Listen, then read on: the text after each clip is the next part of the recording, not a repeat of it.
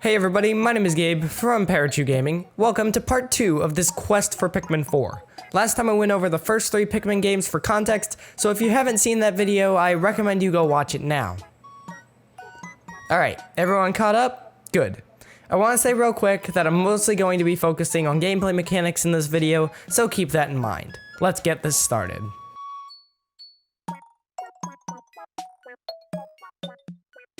Okay, so this is the biggest idea I have. In past Pikmin games, you leave the planet overnight to avoid the indigenous nocturnal creatures. However, what if for some story-based reason the captains are unable to leave the planet? The Pikmin would still enter their onions on instinct, expecting you to leave, but the onions stay where they are because they try to follow your ship. Now you're left fighting all the enemies that are now awake and roaming. Believe it or not, all the captains have the ability to fight. There's an enemy in Pikmin 2 that fires homing rocks that you can utilize to kill other enemies. And, of course, they can Falcon Punch! But let's say you don't want to fight with your bare hands. There's a Pikmin for that. 2 new mushroom-type Pikmin that thrive in the night will aid you. One type allows you to see in the darkness better, but has a weak attack, and the other type is more combat-based with no other special abilities. Once morning comes, the mushroom Pikmin either go straight into the ground, or they enter your ship like the purples and whites did in Pikmin 2. I see 2 ways the actual mission could work. One option is for the missions to have no collectibles and the objective is simply to survive. How this would make sense for every item in the field to just poof, I have no idea. The other option, and the one I personally prefer, is to give the players the option to still collect every collectible on the field if they have access to it. The space you can work in is limited to the barriers you broke down the day prior. Since there are no Pikmin available to deal with hazards, this means you can't really keep exploring new lands. Overall, I think this would be a great thing to add into Pikmin. It would break the flow of the standard Pikmin day, and it would also allow for some change in strategy. Essentially, I think this could be a better executed way to do the caves from Pikmin 2.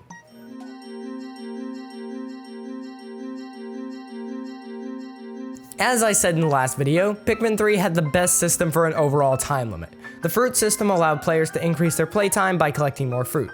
I think this can continue to be one of the collectibles. And you might be saying, just one? Well, yes. The other thing you need to collect is ship parts, seeing as your ship needs to be broken to have the nighttime missions. The overall goal of the game could be to escape the planet by collecting the ship parts and collecting some fruit to allow you to stay on the planet for a longer amount of time. One thing that could be done with the collectibles would be sorting them into categories that allow you to do specific things. Setting collectibles into sets was done in the Pikmin 2 Treasure Hoard. However, this time, each set for the ship parts changes how you play the game. If you want infinite food, collect the entire botany set. This produces fruit within your ship using the seeds from other fruit you've collected. To be able to travel to more areas and eventually stay in low orbit overnight, you can upgrade the engine set. All of these parts could be dropped from bosses and mini-bosses to maintain Pikmin 3 style progression, or they could be found around the world like Pikmin 1's collection system. I don't have any specific ideas for other sets, but you get the idea. One thing I failed to mention when discussing the fruit system is that it needs to be nerfed a lot. In Pikmin 3, it was easy to stockpile on fruit since it was, after all, the only thing that was collected and also very abundant. If fruit was slightly less abundant and gave less food per piece, then it would add some challenge to the game. This would also incentivize collecting the botany set to maintain fruit, if that set was a thing. I think having multiple items to collect could be really interesting, and adding set bonuses can influence differing playthroughs that would in turn add replayability.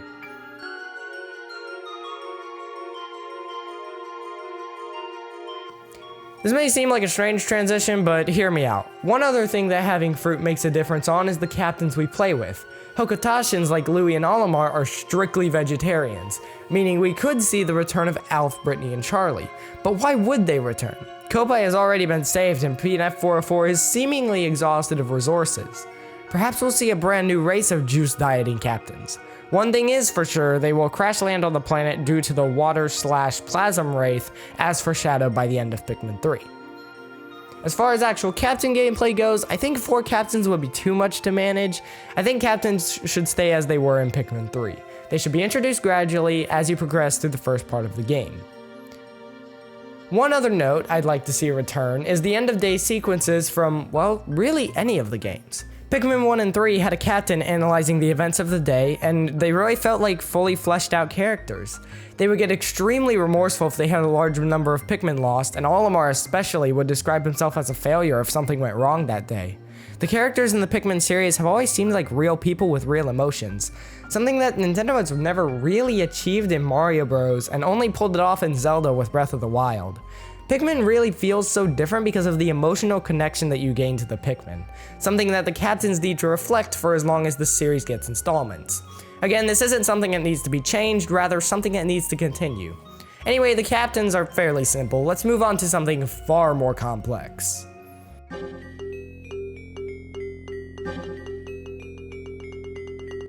This topic could be fairly controversial, as taking it too far turns Pikmin into an entirely different game. But let's think about it. What if we had a base to build up, harvest resources from, and live out our lives in? Building a base for defensive purposes could tie into the nighttime missions perfectly. If you collected ship parts, you could instead use them in your base to make various buildings. For instance, instead of putting the botany set in your ship, it would instead create a greenhouse in your base to farm fruit. It would serve the same purpose, but it would produce more perhaps?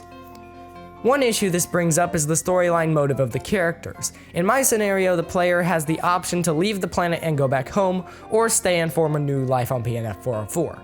For this to make sense, the captains can't have any significant ties to their home planet other than sentimental value or something. This further rules out Olimar and Louie as captains, since Olimar has strong ties to his family on Hokotade. How this story would play out is unknown to me, but it would certainly be interesting. Another issue this has is how to decide on the location of the base. The game could force you to begin building the base in the first area you play in, but I don't think it should be done this way. I think the players should have the choice of what area they build a base in. They can factor into their decision how much they like the area in general, how difficult it is, and how many resources are around. As you progress through the game, the areas could become more profitable, but also more difficult. I saw a video once that showed a way that the creator thought Pikmin could be improved. The video was very well done, and while I don't think their ideas were bad at all, there was such a strong focus on base building that it didn't feel like a Pikmin game. There was also a mention of NPCs, and I even played around with this idea. My only issue with this is that Pikmin always has this feeling of isolation. The only companions are your Pikmin, and Olimar is shown to question their underlying motives. Featuring NPCs in this game wouldn't maintain this atmosphere. I'll leave the video in the description for you all to make your own conclusions though. If this was executed correctly, as another way to play the game instead of just an added-on feature, base building could be extremely fun, and there's a lot of places this could go. However, it is a very slippery slope as mentioned earlier. Taking this mechanic too far removes the core gameplay of Pikmin and turns it into just another real-time strategy game.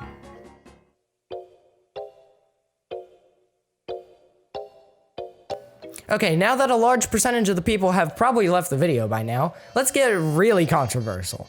The Pikmin 2 caves were flawed horribly, and if you deny that, I'm sorry, but there's probably something wrong with you.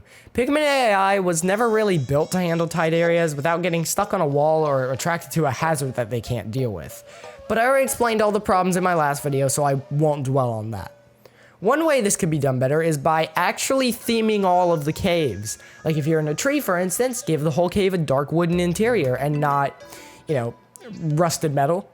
Another way to expand on it is to make the caves shorter. I never enjoyed going through the 24 Wistful Wild caves because I didn't want to spend 3 hours in a boring area that didn't really change much from floor 1 to floor 20. I think anywhere between 4 and 7 floors is a good length for a cave, depending on how interesting the theme is. What really would need to change to make caves enjoyable is the trap system. I did this in the last video, but as a reminder, here's how to play Pikmin 2 caves.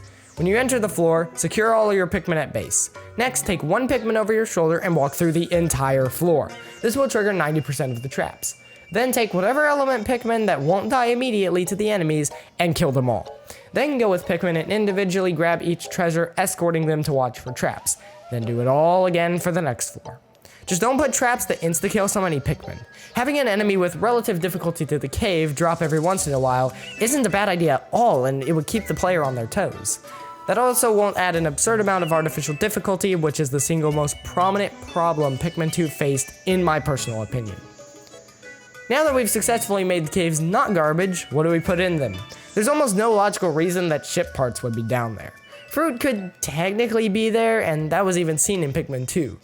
Of course, we could have 2 unique Pikmin that could be grown here. There could also be treasure that would be completely optional but boost the economy of your civilization. Maybe you could even use the money you get to purchase sprays for your Pikmin or something. This isn't flawless, and I'm not sure caves should or will come back, but I think this would be a pretty good way to do it. As long as the caves are fun to explore, I would play them regardless of monetary gain.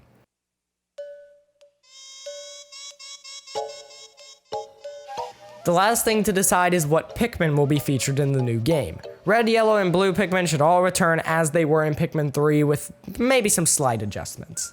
There will be 2 nighttime Pikmin as stated before, one that provides light and one that is a good fighter. These would both be mushroom based in design, have no onion, and dig into the ground once day comes, or they could enter your ship to be used the next night. The last 2 Pikmin could be one of 2 things. Option 1, there's 2 Pikmin that spawn from candy pop buds underground, like in Pikmin 2. The other option is that we have 2 more above ground Pikmin like we had in Pikmin 3. While I don't have ideas for what these could be, let's mix it up from Pikmin 2 and 3. Each game had one new Pikmin that was a great fighter and another that was a great transporter. I don't want to see that trend return for a 3rd time, and there's so much creativity that can be used for Pikmin types. Thank you all for watching this video. I've put a lot of time into this, so it would mean a lot if you could leave a like and subscribe. If you have any ideas of your own, leave them in the comments, and if there's enough, I could make a follow-up video. If you want to see more videos similar to this, let me know, but I already have some plans for other projects involving Splatoon. Thanks for sticking around, and I'll see you all next time. And lastly, I would like to thank today's sponsor, Air.